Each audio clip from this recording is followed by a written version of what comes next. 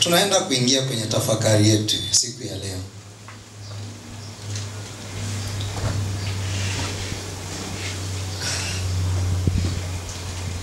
Na ujumbe unasema ni gharama ya kazi ya Mungu. Gharama. Sasa hapo ndio Kiswahili. Kuna watu wanasemaga harama, kuna mimi nasema gharama. Yaani sio ile ya kukarama. Sasa sijui Waswahili hapa ni nini? Ni harama au ni gharama? Gharama. Basi niko sahihi. Haleluya.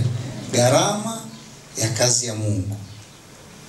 Lakini haiandikwi GA, ni GH, si ndio? Yes. Gharama ya kazi ya Mungu.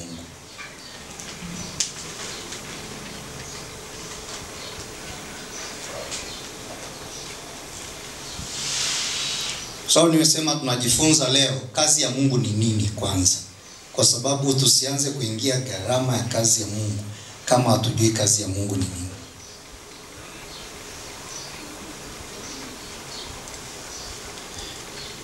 Injili ya Yohana sura ya 6 mstari wa 28 na 29.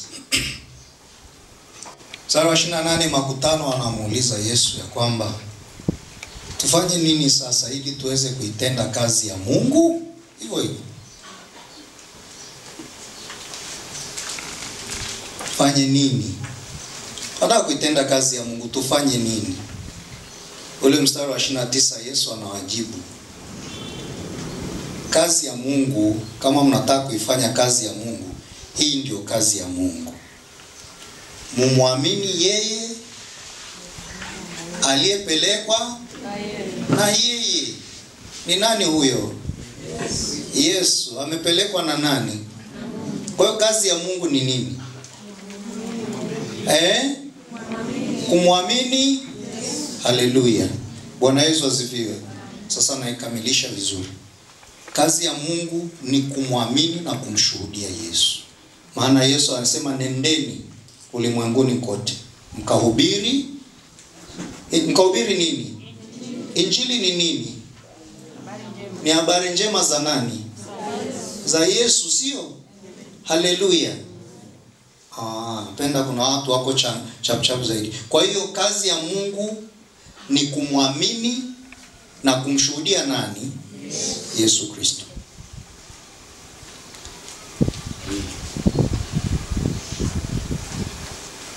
Kwa hiyo kazi ya kushuhudia ya kumwamini na kumshuhudia Yesu. Ndio kila kitu. Yaani ndio kazi ya ufalme wa Mungu. Yaani ukisikia kazi ya ufalme wa Mungu ni habari za kumwamini Yesu na kumshuhudia. Unataka kazi kwa Mungu, muamini Yesu, mshuhudie. Hakuna kazi nyingine. Wasema bwana mtumishi, mimi nafanya kazi nyingi. Hata hapa madhabahuni uone nasogeza viti, naomba na kama umwamini Yesu na umshuhudie kwa watu, ufanye kazi ya Mungu. Bwana Yesu asifiwe. Uone nasaidia na watu kule, watu ama wamekuja hapa. Nakwambia kama humwamini na kumshuhudia Yesu kwa watu, ufanye kazi ya Mungu. Bwana Yesu asifiwe. Kazi ya Mungu ni nini? Kumwamini na kufanya nini? Basi Yesu angalikuwepo hapa, kwa sababu wengi tutapata hasara kwa sababu huwa hatuchukulii kwamba Yesu yupo hai. Unajua tunafahamu ni wakati ule walimuuliza hivyo. Yesu yuko hai wapendwa. Utafaidi sana kama na wewe ungalimuuliza Yesu, nifanye nini nitende kazi yako? Sasa ujue haya ni majibu.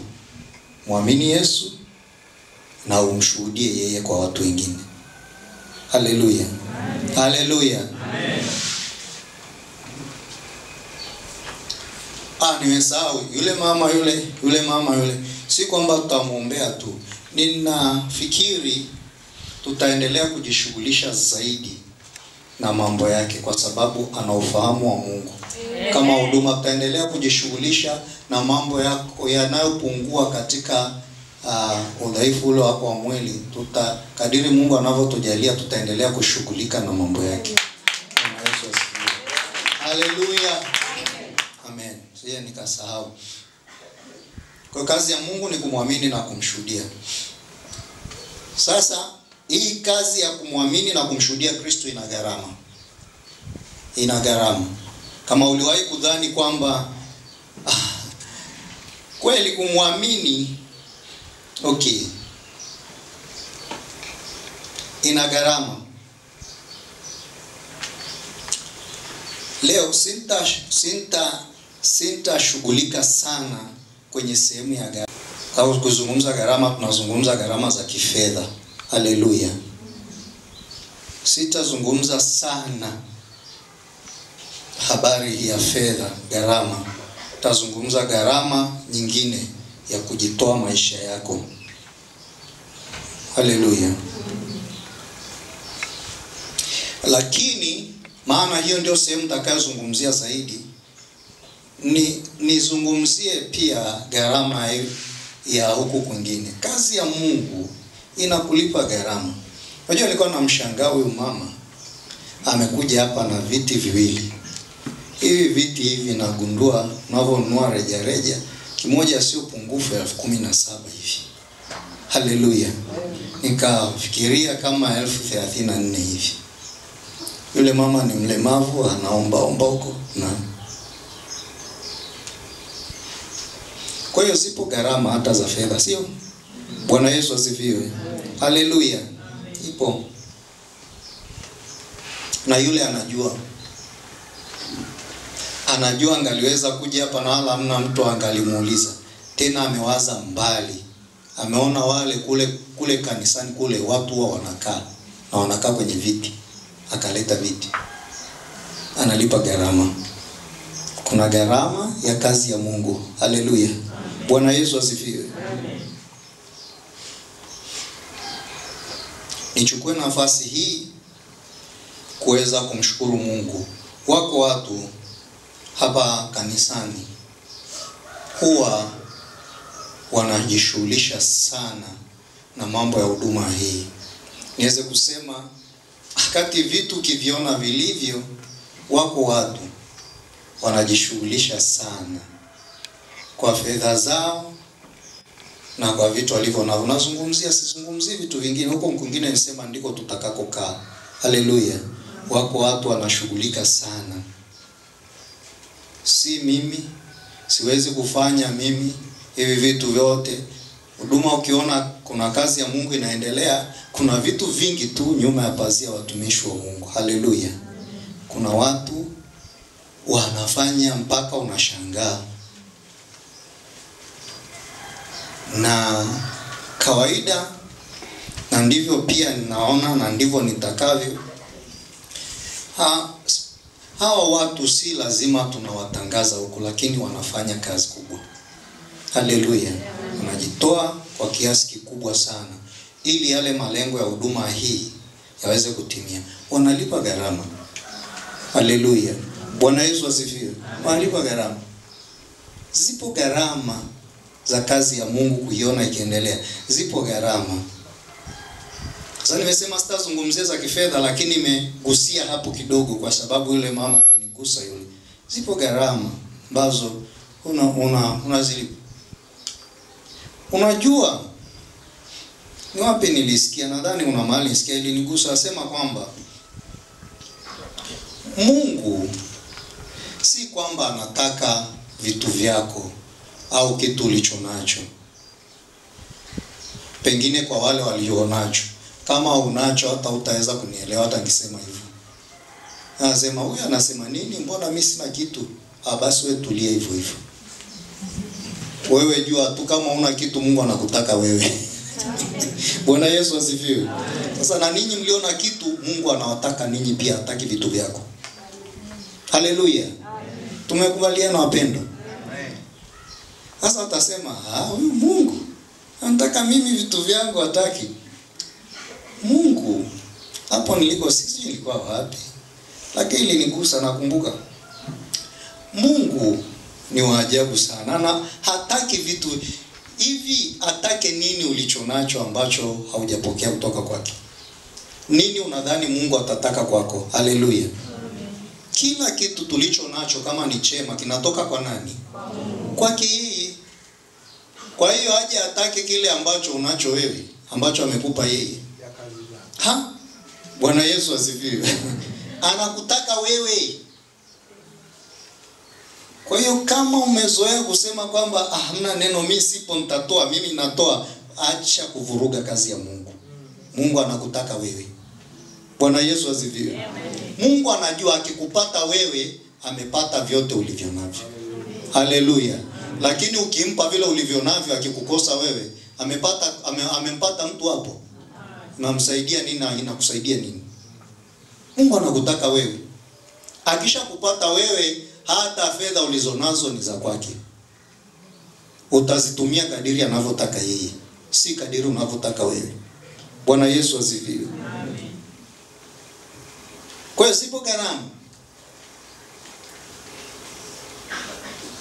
Na gharama hizi ni kumshuhudia, ni kumjua Yesu na kumshuhudia. Lakini Mungu anatutaka sisi kwanza. Mungu anatutaka sisi.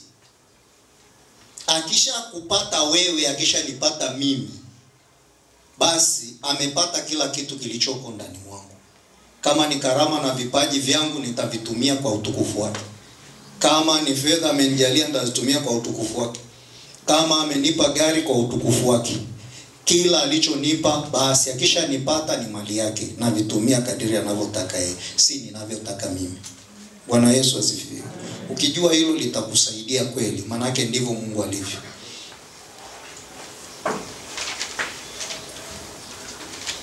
Kwa hiyo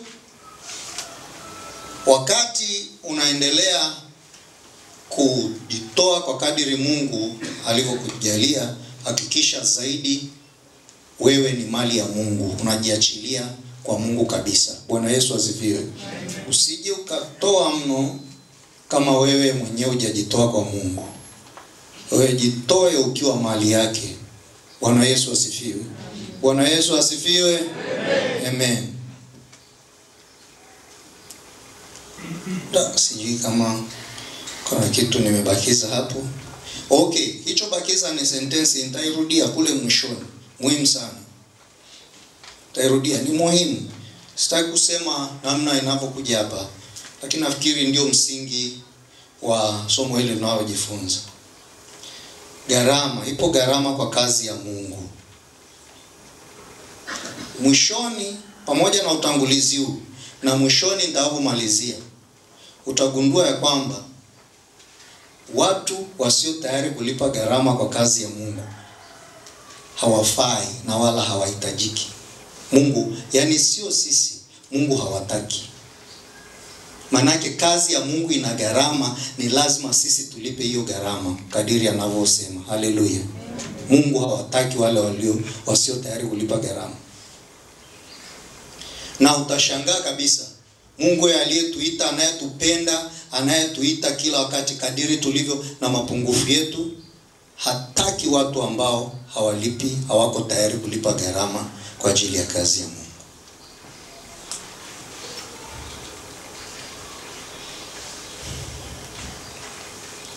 Basi tuendelee.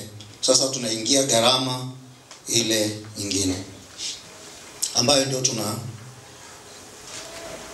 gharama kubwa ambayo Mungu anataka tuilipe kwa kazi yake, au tunayolipa kwa kazi yake, ni sisi kujitoa maisha yetu kwake, kama nilivyosema.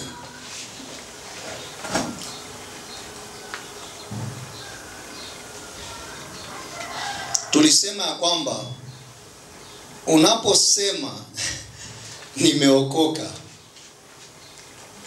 tulikubaliana kwamba ndio umetangaza vita. Inawezekana ulikuwa ufahamu vizuri, lakini unaposema nimeokoka, nimeamua, namkiri Yesu, nimeamua Bwana kuwa ni mwokozi wangu, nimeamua mimi mwenyewe, Umetangaza vita ya tofauti kabisa. Sasa hiyo vita hiyo anaipigana Yesu, anaipigana Mungu kwa sababu wewe umempa maisha yako.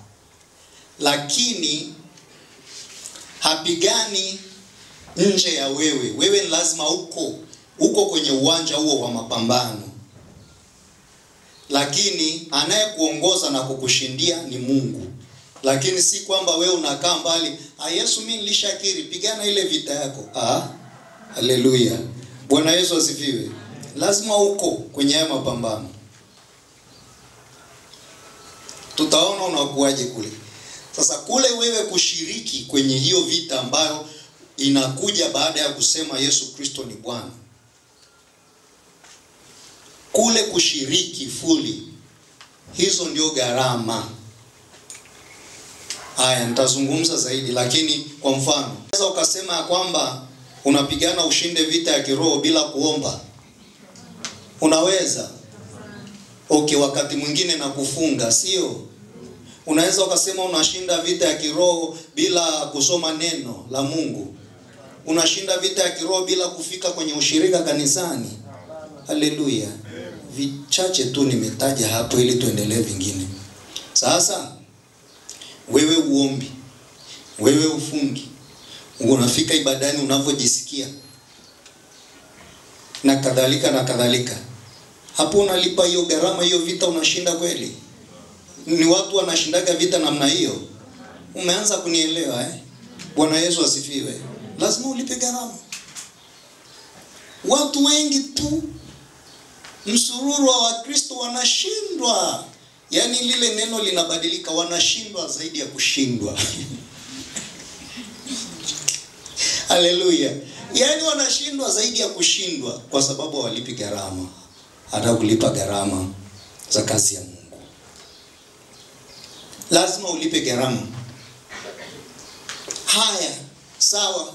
Ulipompokea Kristo, umesema nimekupokea Bwana, umekuwa Bwana na Mwokozi wa maisha yangu. Ya kale yote Bwana yamepita, tazama yamekuwa mapya. Yesu, ninapokea maisha mapya. Ya kale yote nimeacha, mambo yake, dhambi zile, ile kila kitu haya. Sawa, na ni vizuri. Vile ulivyosema unaacha ile dhambi ile uliokuwa unafanya kabla. Yale makosa yale. Pengine wale marafiki wale, zile tabia zile unazosema umeziacha, hiyo ndio gharama. Haleluya. Maana ninyi mnajua hauachi hivi hivi. Lazima ukubali, lazima ufanye maamuzi, sio? Lazima ufanye maamuzi ya kutoka wapi? Moyoni. Maamuzi ya dhati. Na hiyo ndio gharama. Kama hujafanya maamuzi ya dhati, utakiri hapa lakini utaendelea na ile tabia. Na Mungu hataki watu wasio tayari kulipa gharama. Bwana Yesu asifiwe. Hataki, yani ninapokuambia hataki ni hataki. Yani anapenda hawa watu kabisa ambao hawajasikia, hawajajua. Waje wasikie. Wakishasikia, yes, wakiri. Wakishachukua hatua, anataka walipe gharama. Bwana Yesu asifiwe. Haleluya.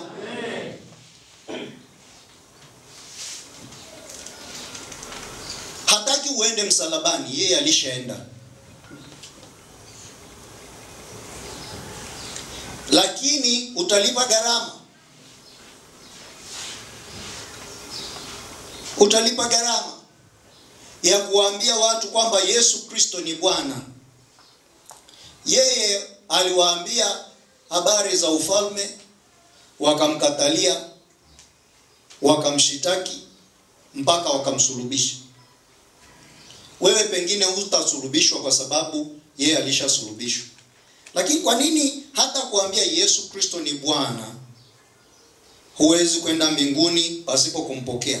Kwa nini unaogopa atanielewaje akinikatalia? Wanaitaita hawa ni walokole.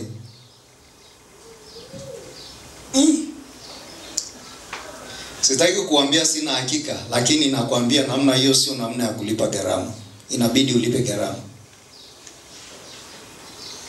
Ninataka nirudie maneno asini. Nishasema, nasema narudia. Hapana, lakini nasema mara ya kwanza.